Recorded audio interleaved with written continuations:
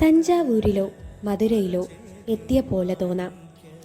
പക്ഷേ സ്ഥലം തമിഴ്നാടല്ല, കോട്ടയം ജില്ലയിലെ കറുകച്ചാലാണ്. തഞ്ചാവൂർ ശൈലിയിൽ ഇവിടെയൊരു ക്ഷേത്രമുണ്ട്. പരപ്പുകാട് ശ്രീ മഹാദേവ ക്ഷേത്രം.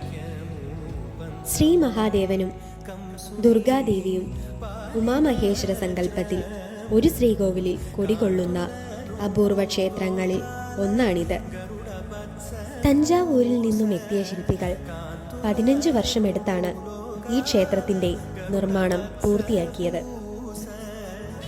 ഇവിടുത്തെ മറ്റു പ്രധാന പ്രതിഷ്ഠകൾ ഭദ്രകാളി, ശ്രീരാമചന്ദ്രൻ, ഹനുമാൻ സ്വാമി, മൃത്യുഞ്ജയമൂർത്തി, ഗണപതി, ശ്രീധർമ്മശാസ്താവ്, സുബ്രഹ്മണ്യസ്വാമി, ധന്വന്തരമൂർത്തി, സരസ്വതി ദേവി എന്നീ മൂർത്തികളാണ് മറ്റു പ്രതിഷ്ഠകൾ.